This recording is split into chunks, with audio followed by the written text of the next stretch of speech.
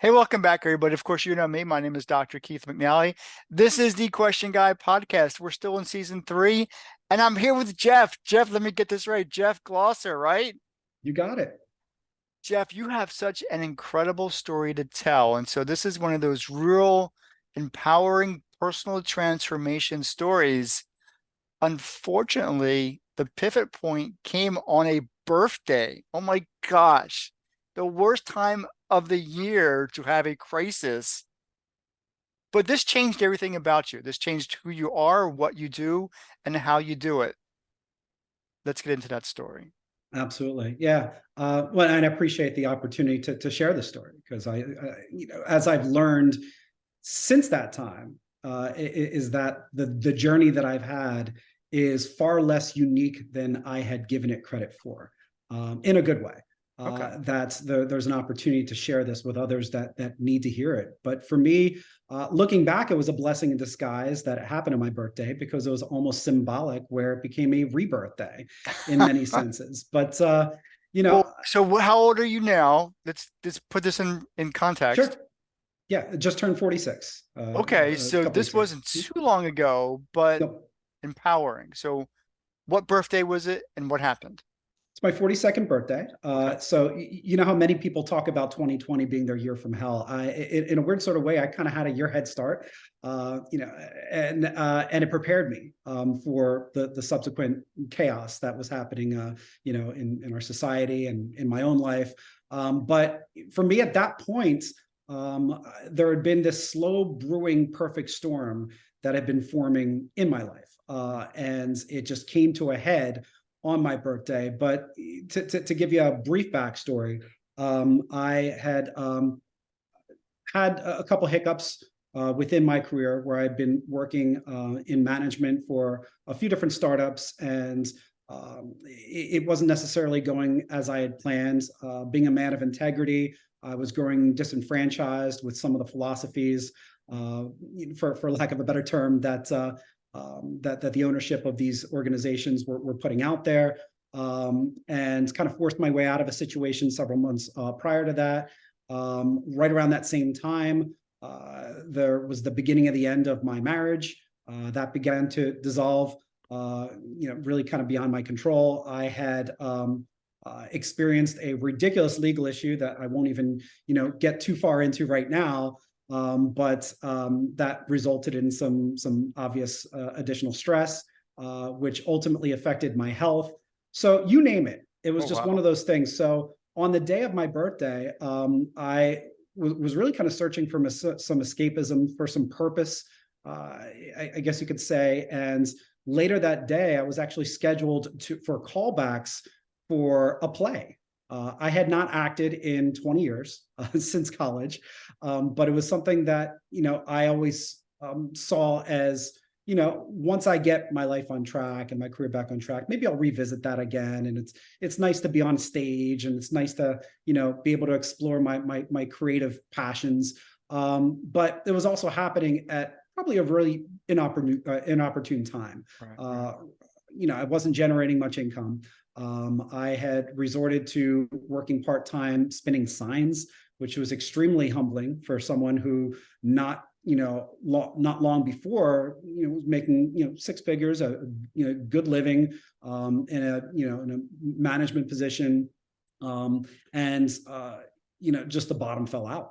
Right. So that morning, I woke up to a lot of panicky symptoms. I knew what was going on because I had experienced panic attacks in the past. So it was one of those, well, here we go.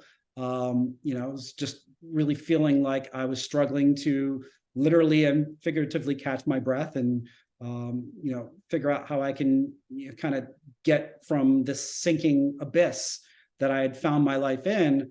And it was a literal wake up call for me. I realized that at that point, I was playing the victim card.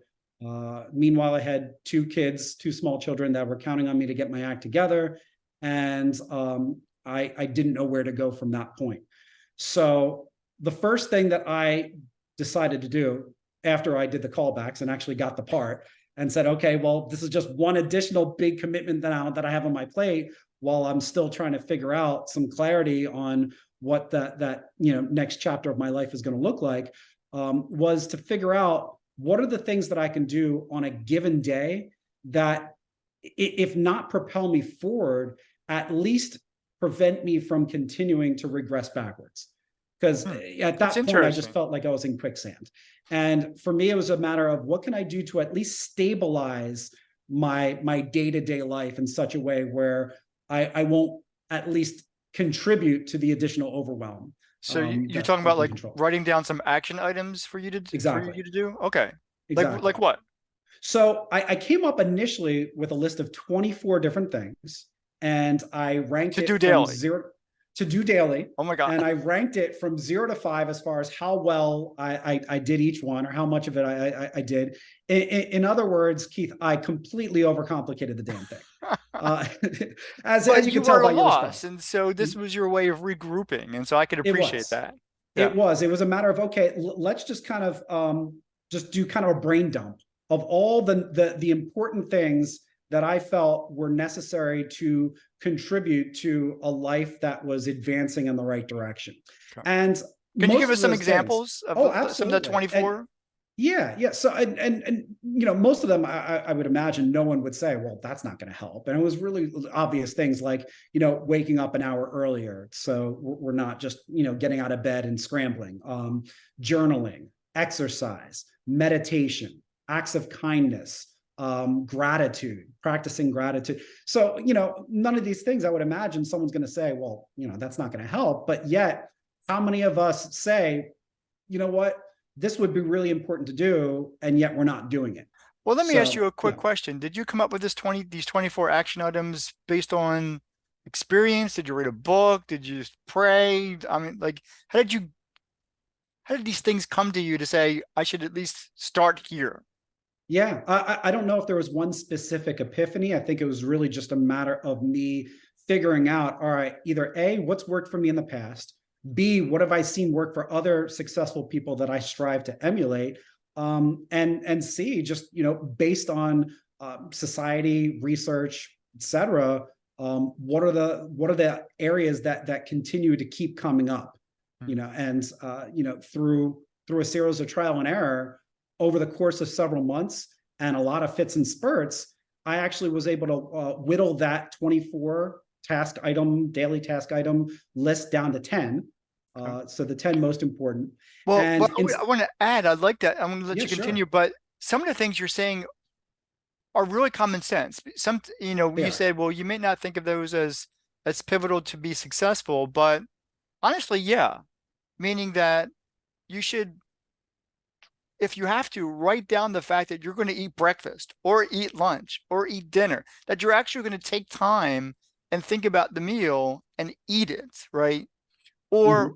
to wake up, because when you're in crisis, sometimes the body and the brain are not working together, right?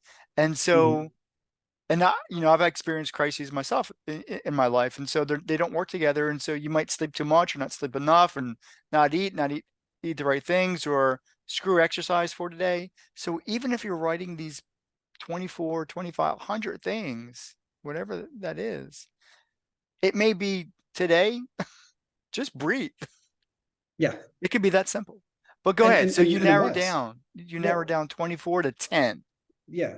And the awareness, by the way, is such a huge thing. You make such a great point there, Keith, because it can be so difficult to see the forest from the trees when you're just really in the thick of things. Yeah. And that's why the meditation component, for example, was a huge aspect of me forcing myself to take a step back and just observe, and take the subjectivity out of it, take the analysis out of it, and just be, and remain present for good, bad, or otherwise. And that was definitely a leaping off point for me, for sure. Cool. So I incorporated that. That made the cut, obviously, as did exercise and things that I had mentioned to you. And instead of ranking it, because again, there's a level of subjectivity there. There's a level of critique that wasn't really necessary in that moment. It was just really a matter of doing it, and I eliminated that by that discovery. And instead of ranking it, it was a matter of, did I do it or did I not do it? And Okay. it didn't matter how much of it I did. And it didn't even matter how well I did, the quality of it. It just mattered that I was able to do something and check that off the list and keep that chain going. And that was a massive turning point for me, because growing up, it was always kind of the antithesis of that philosophy for me. So I grew up playing sports. I got into sales, and it was always the same sorts of cliche comments that you would hear: no pain, no gain, go hard or go home, you always do your best. And being my own worst critic, that actually didn't work for me. In fact, it did the opposite. It made it worse, where if my best wasn't good enough, I would just get down on myself to the point where I would just wave the white towel and give up. So by changing the script, by really kind of flipping it on its head and saying, instead of doing my best, do my least, instead of just do it, just do something, and those things that not only helped to take the pressure off of me when it was time for me to do the task, but also make it far less daunting, and really kind of cut myself some slack, was the biggest turning point for me. Because then I was able to not only give myself permission to celebrate those small wins, regardless of how minuscule it might have seemed in the moment, but accumulate enough of those where it generated enough momentum where maybe not after a day or a week or even a month, but over the course of a couple months and several months, I started taking a look back upon me documenting the process and seeing some massive progress, from a physical standpoint. I'm now in the best shape of my life by starting with one push-up. That was the goal. All right. Because there were two things, and this applies not only just to the exercise part, but really across the board. But there were two excuses that I always seemed to give myself for not doing the thing that I knew I should have done. And that was, I don't have the time and I don't have the energy. And using exercise as a perfect example, talk about imposter syndrome. So growing up, I wanted to be an athlete, but by the time I got to high school, I realized that it probably wasn't genetically in the books. I was a little too small, too slow, too winded, too easily. But And I know that story. yes, and around that time, unfortunately, my father passed away at a young age, and my mom's form of escapism was exercise for her. She really leaned into it to the point where she became a competitive bodybuilder in her 40s, which led to her becoming a certified personal trainer. We had a full gym in our basement. And, I would attempt to go down there and get trained by my mom, and she would kick my butt, and it would be extremely humbling. And I would be in pain for days. And I also didn't look like a bodybuilder after doing that a couple times. So I figured, what's the point, especially when I had, a TV in the living room upstairs that had over 100 channels, and it was far less painful to do that. So So you that still had the continued in me. mentality of all in or nothing at all. It was all or Yeah. nothing. And that's how I lived my life in many aspects. It was, Yeah. all right, if I can't do this perfectly, if I can't do this to a point where I'm satisfied right off the bat, there isn't that instant gratification, then why bother doing it? Which, as we know, is not the healthiest of philosophies there. So throughout my adult life, that carried with me with that exercise, where I would say, well, I don't have the time to do this, or I don't have the energy to do it. Even if I had the time, I'm not in the right mindset. But what if I did one stinking push-up or one stinking sit-up? Well, that eliminates both of those excuses simultaneously. Well, now I can't convince myself that I don't have the time, because it's literally seconds. And I can't convince myself that I don't have the energy, because if I don't have the energy to do one push-up or one sit-up, I got far bigger issues, coming to me. So that's where I started. I set the bar ridiculously low, to the point where I knew that I'd be able to achieve it. And then subsequent to that, I gave myself permission to see that as a victory. And that was hard at first for me to do that. Like, why would this be a victory? Anyone can do this. But the point was to show up It's your and get victory. it done. Yeah. It was your victory. Yeah. And it was Absolutely. my victory. And it was something that, again, over the course of time, became far more apparent externally. maybe the first couple months, it was just more of me just telling myself that, all right, I'm getting things done and I'm achieving these small feats that will eventually lead to something big. And that's exactly what happened is that these small daily tasks became big daily habits that to this day now, if I don't go 10 for 10, or if I go for 10 for 10, if I'm not guaranteed to have a great day, I'm at least guaranteed not to have a bad one. There's enough of a sample size now after 4 years of doing this each and every day. And, as mentioned, from a health standpoint, best, physical, mental, emotional, place that I've ever been. And it's something I don't take lightly. And it's something that I now realize that I didn't have to reinvent the wheel. And it was okay to just do something and not overthink it. And as we know, thinking can be a doer's worst enemy at times. And that was the biggest thing that I first had to overcome is to take the thought out of it. Just do it because it has to be done, and then just see what happens, and allow yourself the patience to let it play out on its own. Now, I know I want to bring you back for Coach's Corner. We're going to talk about how this is transformed into something that you monetize and do professionally. But I want to Mm-hmm. come back to the fact of your list. And so it's the list. That's right now your Bible of your thing that you've got to go to every day, and it makes you who you are. So let me ask you this question.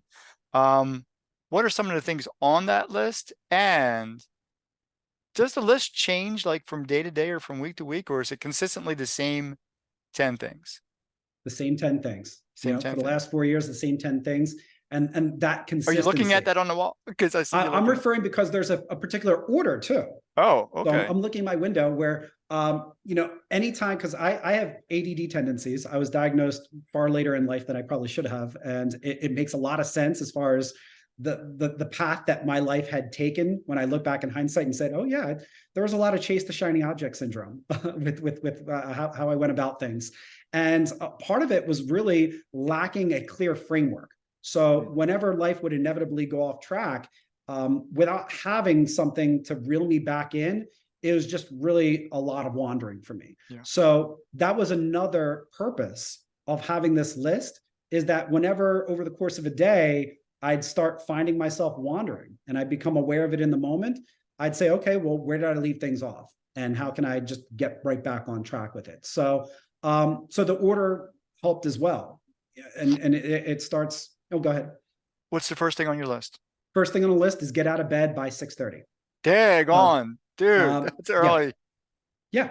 Why is that And important? Why is 6:30 important? Why is that time? and I'll tell you why. So, growing up, I was never a morning person, and it was always a matter of hitting the snooze button a couple times and then getting out of bed, and I'm starting the day already feeling stressed and rushed because of that. So that in and of itself is not a great way to start your day, Right. as we know. And you probably up until my mid to late 30s, I was probably up more times till 6 a.m. than I got up at 6 a.m. That was Wow. just, I worked in newspapers and it was a lot of all-nighters, putting things together. And that's just kind of how I operated. But I also realized it wasn't a very healthy way, of doing things, because when I would wake up, it was always, all right, off to the races. Let's go. Let's get it done. And it's that rushed mentality. Right. By giving myself some extra time before I needed to get that next or first task of the day done, allowed me to really kind of take things in at a leisurely pace. And it gave me the right mindset to really start the day without feeling like I was already up against it. So if I knew that my first appointment of the day wasn't until 8 a.m., having that extra hour and a half or so to get some of these other tasks done, which I'll get to in a minute, took the excuses out of the way, as far as, okay, well, I don't have the time. Well, yeah, now I do have the time. But it also gave me the structure that I was so desperately lacking, to really be able to kind of piece these things together and allow it to aggregate. So started with out of the bed by 6:30. As soon as I do that, the next thing I have is meditate. So we talked about that, me being in the moment, being aware. And again, the excuses in the past were, I don't have time to meditate. I'm just sitting around doing nothing. I have other things to do. I can't really justify that. And I don't have the mental energy, and I get distracted too easily. How's that going to work? Well, could I sit in silence and just observe these monkey brain thoughts for 1 minute? Even if I'm getting distracted, can I point out, hey, I'm getting distracted, and not critique it, not judge it, just observe that it's happening, and give myself permission to just be there in the moment. And that was such a huge thing, to the point now where if I go a day without meditating at least 15 minutes now, I feel it. I feel a little scatterbrained. And it's gone the other way now, where it's like, I need to put that into my schedule. I need to kind of find that time. Same thing with physical exercise. And that really kind of gave me the clarity that I needed to start my day off on the right track. I don't want you to Then, go through all of them, but sure.